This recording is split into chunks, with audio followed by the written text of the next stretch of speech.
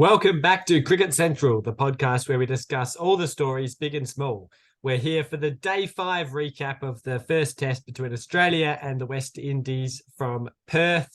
And it was Australia wrapping up the match, finally winning by 164 runs in the end, doing what we expected them to do for almost 5 days, really. But credit to the West Indies. They drew it out, but in the end, Australia did get the job done. The day started with the West Indies on 3 for 192. The main story being the Australians still needing 7 wickets. The West Indies chasing it down was sort of out of the question. And then by lunch, Australia had made some big inroads, mainly through Nathan Lyon getting Kyle Mayers and in particular, and more importantly, Craig Brathwaite with a very nice delivery there. But still needed 3 more. So by that stage, it looked like Australia would have it wrapped up pretty quickly in the second session, but there was a rear guard action by Roston Chase scoring 55 and Alzari Joseph scoring 43, which caused the Australians a few headaches for a while. But in the end, they did get it done just before tea, with Nathan Lyon finishing with 6 for 128. Quite a little bit expensive there, but getting the 6 wickets, doing what he needed to do in the fourth innings, and leading Australia to victory. Ethan, how did you see the final day's play? Yeah, I thought it started off largely similar to how the first innings started off, with a bit of West Indies fight and a bit of defiance. I think they came in off a pretty successful end of day 4 with their batting and 200. And then really it was just a case of getting Brathwaite out, and then I guess the rest of the team was expected to crumble. And that's sort of been a feature of their performance throughout this test match.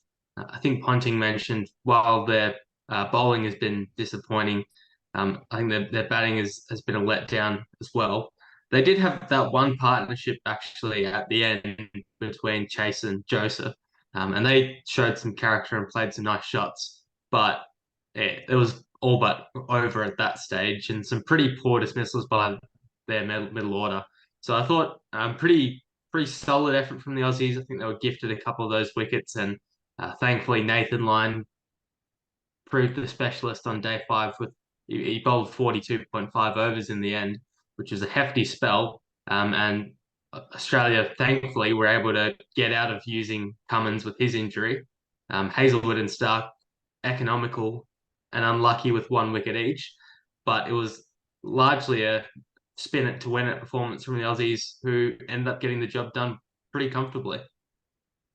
Yeah, Pearson and I spoke about Lyon yesterday, and we were trying to sort of predict what his figures would be in the end. And Pearson said it would be an unexciting 5 that everyone would have forgotten about after a week.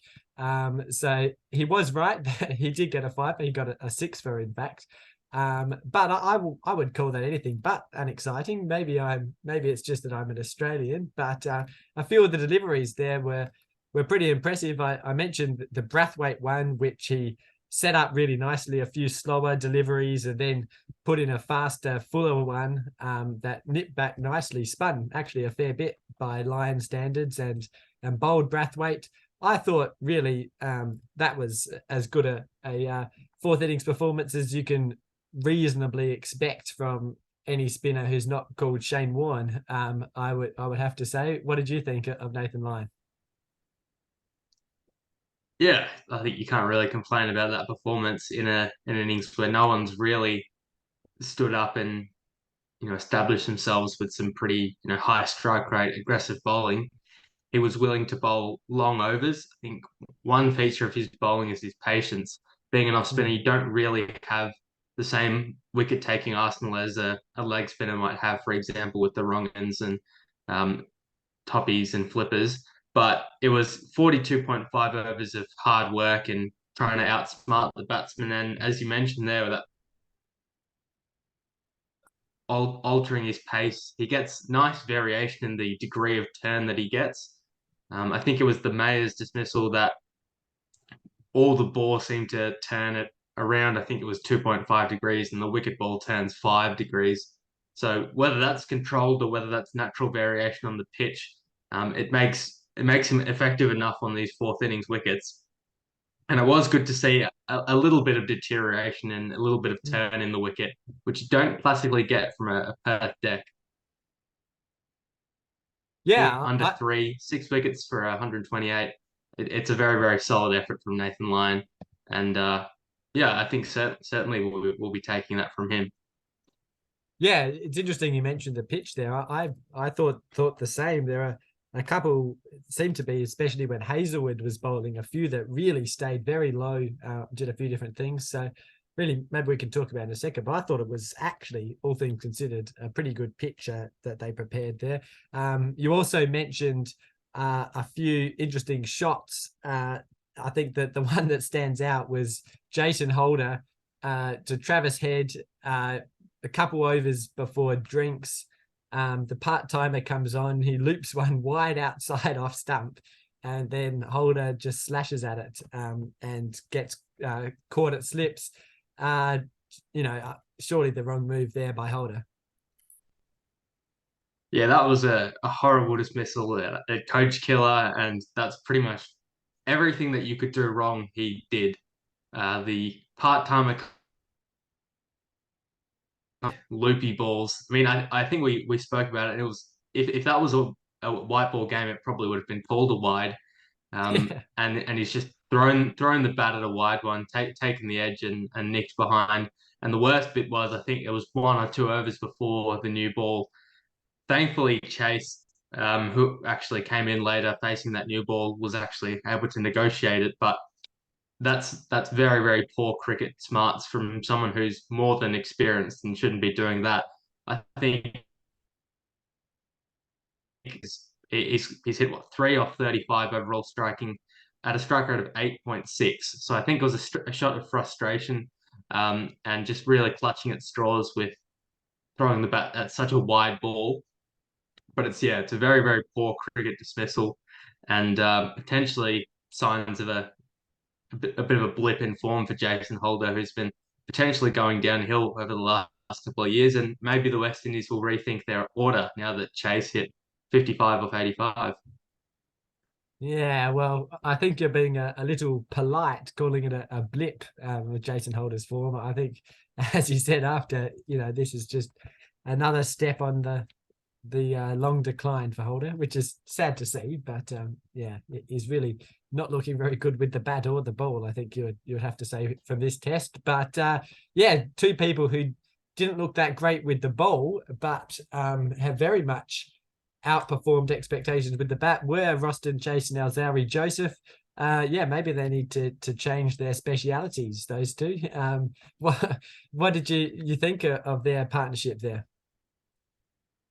Well, I'm just trying to work out what their figures were for the entire test, because Alzari didn't manage a wicket and Ross and Chase managed one overall. So I reckon they've probably come up with about 1 for 300 across the span of that test match, which tells you more than enough about their bowling effort. But I thought they actually batted quite well. I think it's interesting that they have the highest strike rates out of the entire West Indies team for that innings. And it does show that they were willing to take on the bowling. I think they played some nice shots against Nathan Lyon. Ultimately, they did both fall to spin, but they did show their stroke play. They played with intent. And, there were a few fours and sixes that they did manage, and they managed to keep the scoreboard ticking along and keep rotating the strike as well. So it was an innings and a partnership from both of them that almost defied that middle order collapse when the pretty quick succession. So I guess overall, I think the West Indies have almost exceeded my expectations with the bat, but I think that's more so through glimpses of promise than all round dominance. So I think if you're giving this squad a tick, there's probably a fair few ticks, but then lots of players have really missed out. And I think Chase and Joseph showed that there is a little bit of fight in this West Indian side, but um, larger issues lie in that middle order. Yeah, I'm sure we'll discuss that a bit more. But I actually thought it was a pretty interesting day.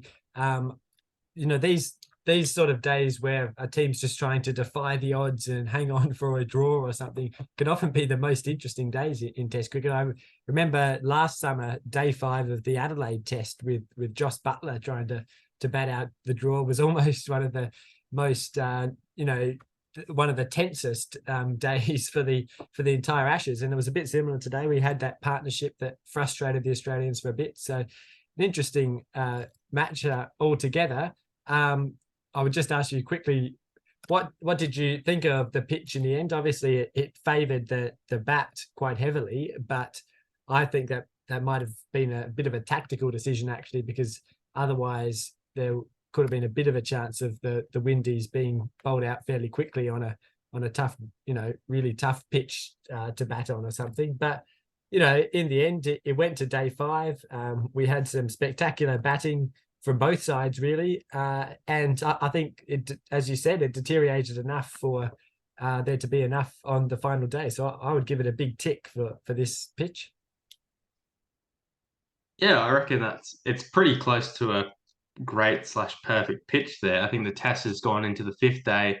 It deteriorated, and there was enough life in it. I think a more quality opposition probably would have produced a really interesting test match. I mean, you can look and say Australia only lost 6 wickets over the course of this test, but that's just because the West Indies bowling attack is quite flawed and insufficient in quality. So if you actually look at the pitch itself, I mean, it started out quite nice for batting. There was a little bit there for the bowlers, and it flattened out and was again nice for batting across days 2 and 3, which is almost what you want. And then came in and deteriorated a little bit and turned late in the test as well. So I think if you look at the spread of wickets, particularly from the Australian bowls, it was even pretty much between pace and spin. And I thought that's pretty much what you want on a test match. And they still managed to make a good test heading into the second session on day 5. So can't really complain with that pitch. Yeah, there's a lot of criticism of pitches recently. I think that the next podcast we'll do, probably the whole podcast will be spent talking about the absolute disaster of a pitch in Pakistan at the moment. But this one, very much, they got it right, I think. Just a couple final questions. You mentioned that you thought that the West Indies in some ways outperformed expectations. What would you sort of grade the performance? And yeah, I guess, has it increased your views of the West Indies or decreased them?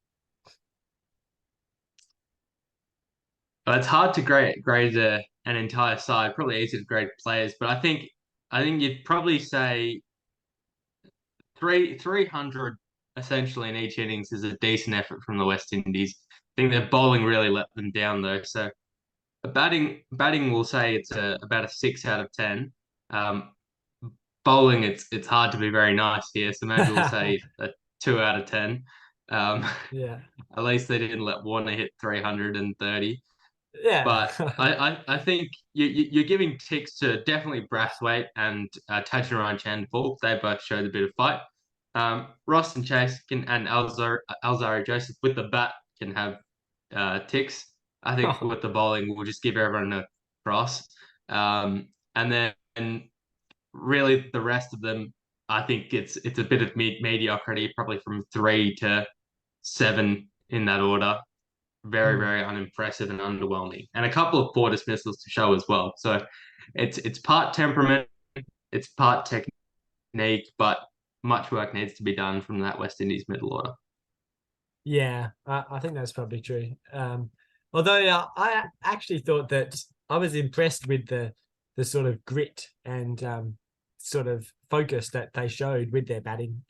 You so often see, a team that obviously, just doesn't quite have the talent, just collapse with the batting innings. But every batsman at least, tried to make a start, hung around for a few balls. Maybe that was helped by the pitch being pretty helpful for batting. But, I thought there were a lot of positives in terms of just the way they approach things. I think at the end of the day, yeah, they just don't quite have the talent anymore. You just hope that Chanderpaul could become that next star potentially, and I guess Brathwaite's got a few more years, so there are signs there. And yeah, as you say, a pretty good test match in the end too, even though they're a slightly, they're not one of the premier sides. Just finally, before we go, from Australia's perspective, we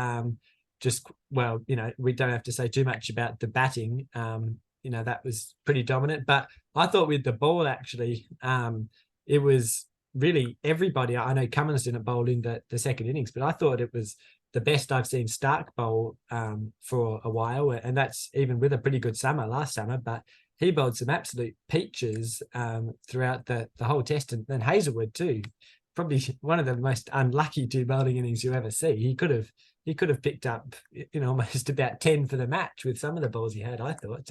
How would you rate the bowling performance by Australia? Yeah, pretty complete performance. I think sometimes you wish you were bowling the batsmen of better quality because they edge those unplayable balls rather than missing them completely. And that might be the story of Hazelwood's match, with 2 for 105 across the 2 innings. But I thought it was a pretty complete all-round performance. I'm glad that we got a bit of everything really from the peaches of Stark and Hazelwood, the the consistency and prolific bowling of Cummins, to Marnus's meds, and a bit of Travis Head action as well. So I mean, everyone got a bowl, and I don't think anyone really. It was almost fitting that in the test that this attack broke the record for being the first attack in Test cricket to have everyone take over 200 wickets. Yeah. That everyone really contributed and bowled pretty well. And certainly in that first innings, it was dominated by the pace, but Lyon found a way to contribute. And the second innings was dominated by the spin, but I think the quicks made important contributions there as well. So pretty happy if you're an Australian fan watching that attack in this game. Yes, I'm happy you brought up the great South Australian all-rounder of Travis Head too. Brilliant performance by him. Probably the best spinner in the match, I would have to say. Anyway, I think that comes to the end of the podcast for today, and our final recap for this first test. An interesting contest where a lot of records seem to be broken. So yeah, it's been a good first test of the summer, I think you have to say. And Ethan, you've definitely won the award for the most consistent on this podcast. So thank you for coming here every day. Without you, I don't know. Yeah, don't know what would happen. So anyway, thank you all for listening. Also, we will be back. I think Pearson's in our ears about a podcast about England's performance over in Pakistan. So I'm sure we'll have one of them in a few days' time or something. But for now, it is goodbye.